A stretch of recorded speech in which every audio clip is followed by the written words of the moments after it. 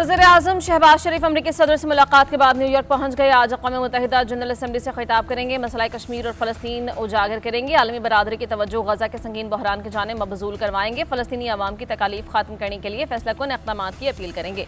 पाक भारत कशीदगी समेत अहम मामलात पर बात करेंगे। भारत के ज़ेर कब्ज़ा कश्मीर में हक़ खुद इरादियत की अपील की जाएगी। मशरिक़ वस्ता में क़याम अमन के उमूर उजागर किए जाने का इम्कान है। वज़ीर-ए-आज़म माहौलियाती तब्दीली, दहशतगर्दी, इस्लामोफोबिया, पायदार तरक्की पर भी पाकिस्तान का नुक्ता नज़र पेश करेंगे।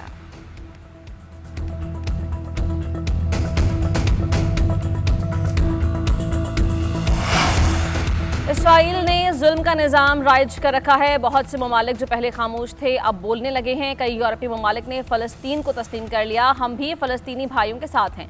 गवर्नर सिंध कामरान टेसोरी ने कहा, पूरी दुनिया फ़लस्तीन के साथ है, लेकिन जुल्म का सिलसिला फिर भी जारी है। अक़वाम मुत्तहिदा में कई करारदादें मंजूर होने के बावजूद फ़लस्तीन में जंग बंदी नहीं हुई। फ़लस्तीनी भाइयों को हर मुमकिन ताउन का यकीन दिलाता हूँ।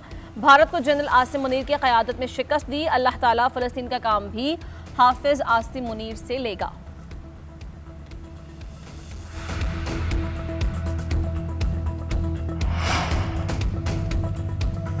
जस्टिस तारिक जहांगीरी से मुताल्लिक़ तमाम दरख्वास्तें अदम पैरवी पर खारिज। सिंध हाईकोर्ट ने तहरीरी फैसला जारी कर दिया। फैसले में कहा कि वकला और जस्टिस तारिक जहांगीरी को मौका दिया मगर उन्होंने ज़ाया किया। कमरा अदालत छोड़कर चले गए। दानिस्ता अदम दिलचस्पी की बुनियाद पर अदालती कार्रवाई को नुकसान पहुंचाया। वकला की ख्वाहिश पर अदालती कार्रवाई नहीं चलेगी, ये तय करना अदालत का काम है। वकला और दरख्वास्त गुजारों का रवैया वाज़े अदम दिलचस्पी जाहिर करता है।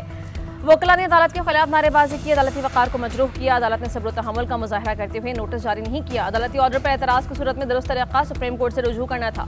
एक हफ्ता गुजर जाने के बावजूद सुप्रीम कोर्ट से रुजू नहीं किया गया। अदालती कार्रवाई को वकला की ख्वाहिश पर यरगमाल नहीं बनने दिया जाएगा।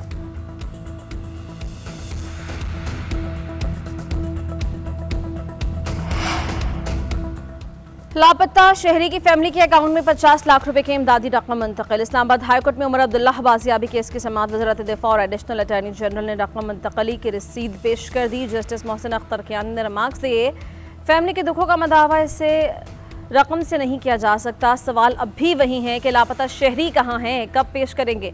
एडिशनल अटॉर्नी जनरल ने बताया कि इदारे पूरी कोशिश कर रहे हैं। जस्टिस मोहसिन अख्तर कियानी ने कहा, रियासत के पास पैसों की कमी नहीं मगर मसला ऐसे हल नहीं होगा।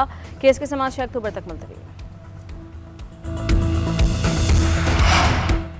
सेशन कोर्ट इस्लामाबाद के जजेस से सिक्योरिटी वापस। सेशन जज नासिर जावेद राना ने नोटिस ले लिया। डीआईजी सिक्योरिटी को शो कॉज नोटिस जारी, आज ही ज़ाती हैसियत में तलब। पाकिस्तान स्टॉक मार्केट में रिकॉर्ड साज तेजी। 100 इंडेक्स ने 2 नफ्सियाती हदें उबूर कर ली। मार्केट 1.5% इजाफे से 1,61,700 की बुलंदतरीन सतह पर पहुंची।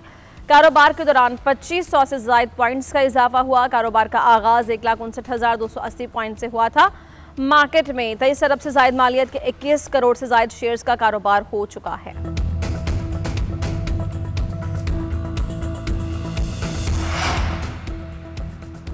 पाकिस्तान और IMF के दरमियान कर्ज प्रोग्राम के लिए दूसरे जायजा मुज़ाकरात। वफ़द को टैक्स हदफ हासिल न होने की वजूहात पर ब्रीफिंग। IMF का FBI के मुकदमा जल्द क्लियर करवाने का मुतालबा। सुपर टैक्स केसेस क्लियर होने पर 200 अरब रुपए रिकवरी होगी। सैलाब के बाद 60 अरब रुपए टैक्स नुकसानात के इब्तदाई तखमीने से आगाह किया गया।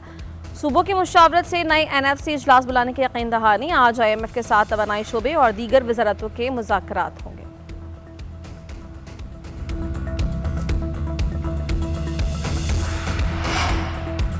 मरीम नवाज ने कल पूरी कौम के सामने पंजाब का मुकदमा लड़ा। पंजाब और सलाम मुतासरीन पर किसी को सियासत की इजाज़त नहीं दी जा सकती। जो मुतासरीन के लिए अमली तौर पर कुछ नहीं कर सकते वो गैर ज़रूरी ज़बान दराजी भी मत करें। वज़ीर इत्तलात पंजाब अज़हर बुखारी का बयान।